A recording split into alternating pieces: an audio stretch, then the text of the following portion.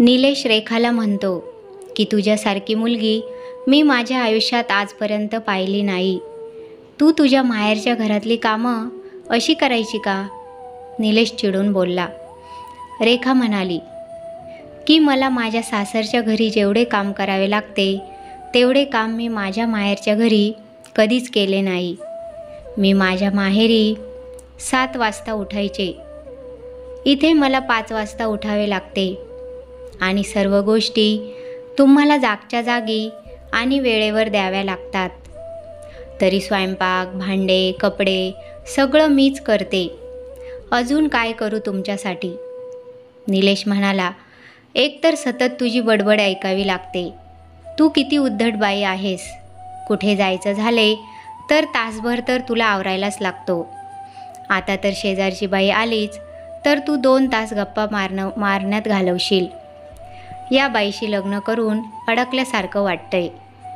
त्यावर रेखा म्हणते, तुम्ही पण कपडे घालायला तासभर घालवता.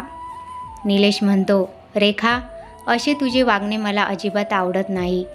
तू प्रत्येक गोष्टीवर वाद घालते. यावेळी रेखा काहीच बोलली नाही. तिचे म्हणणे होते की निलेशला बोलून काही फायदा नाही. निलेशने कधीही रेखाला कोणत्याही कामात साथ दिली नाही. उलट तो नेहमी तिच्या प्रत्येक कामात चुका काढतो. निलेश जेव्हा रेखाला ओरडायचा व शिव्या घालायचा तेव्हा तो सासू सासरेसुद्धा बघत नाही. डायरेक्ट त्यांच्यासमोर काही पण बोलायला सुरुवात करतो. निलेश सगळ्यांसमोर वाईट बोलल्यावर निलेशची आई आणि बहीण मस्त मजा घेत बघतच बसतात. रेखाने आता वाद घालणं बंद केलं होते. निलेश रेखाच्या मनाला नेहमी दुखवायचा. रेखाचा जीव निलेशसोबत राहून गुदमरत होता. कारण नवरा बायकोतला जो आधार देतो तो निलेशने तिला कधीच दिला नव्हता. जेव्हा जेव्हा ती त्याची बहीण राखी आणि तिचा नवरा आलोक यांना पाहते तेव्हा आलोक राखीबद्दल खूप आदर करतात. ते दोघे एकमेकांवर किती प्रेम करतात. निलेश मला असे प्रेमाने आदर कधी देईल का? रेखाला निलेशकडून कधी प्रेम आणि आदर मिळेल अशी आशा संपली होती. दुसऱ्या दिवशी निलेश खूप रोमॅन्टिक मूडमध्ये असतो. इकडे तिकडे बघून निलेश रेखाच्या अंगाला स्पर्श करू लागतो. तेव्हा रेखा बाजूला सरकून रडू लागली. हे बघून निलेश म्हणाला, हे प्रेम नाही तर काय आहे? रेखा म्हणाली, ज्याला तू प्रेम म्हणतोस ती फक्त वासना आहे.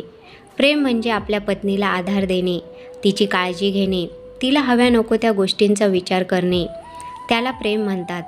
जेव्हा तू मला ओरडतोस, शिव्या देतोस, मला फटकारतोस तेव्हा आजूबाजूला कोण आहे ते सुद्धा तू बघत नाहीत. जर तुम्ही माझा आदर करत नसाल तर माझा आदर कोण करेल? मी सासू आणि तुमच्या बहिणीला एवढे प्रत्येक वेळेस सहन करते. तू त्यांना काहीच बोलत नाही आणि कधी बोलणारही नाहीस. निलेश, काल माझं नातं खूप दुखावलं गेलं, पण आता मी नक्कीच माझे रक्षण करेल. म्हणूनच मी सर्व काही सोडून जायचे ठरवले आहे आणि मला खात्री आहे की तुझीही काही हरकत नाही, कारण तुम्हाला माझा त्रास कधी होणार नाही. निलेश म्हणतो, माझं सगळंच बोलणं तुला इतकं वाईट का वाटतं? मला हेच कळत नाही. रेखा म्हणाली, निलेश, आजची रात्र तू गोडगोड बोलशील पण उद्या तू पुन्हा तोच निलेश होशील. निलेश रेखाला सॉरी म्हणाला पण रेखाने पाठ फिरवली. पुढील 5-6 दिवस असेच चालू राहिले.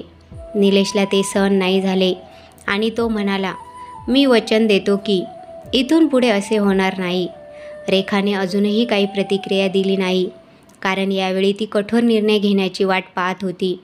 दुसऱ्या दिवशी रेखाने तिच्या आईला फोन करून सांगितले की मी सर्व सोडून माहेरी येत आहे, अजून नाही राहू शकत. यावेळी रेखाची आई म्हटली, मुली, चांगली सून बनून तिथेच राहा. तुझी मोठी बहीणसुद्धा तिच्या नवऱ्यासोबत भांडण करून माहेरी आली आहे, अजून ती इथेच आहे. आता तू पण तसेच नाटक चालू केले आहे. खबरदार जर तू इकडे पाऊल ठेवले तर. आपल्या नवऱ्याशी समजून घे थोडं. तुझा नवरा एवढा पण वाईट नाही. तेव्हा ती शुद्धीवर आली आणि ढसाढसा रडू लागली. रडून रडून थकल्यावर तिचे हृदय हलके झाले. त्यावर तिला तिच्याही चुका समजून आल्या. नंतर दोघांनी एकमेकांची माफी मागून सुखी संसार करण्याचा निर्णय घेतला. नवरा बायको म्हटलं म्हणजे थोडंफार चालूच राहणार, पण संसार दोघांचाही असतो तर दोघांनीही थोडं थोडं समजून घेतलं तर होतं. व्हिडिओ आवडल्यास लाईक करा, शेअर करा आणि चॅनलला सबस्क्राईब करा. धन्यवाद.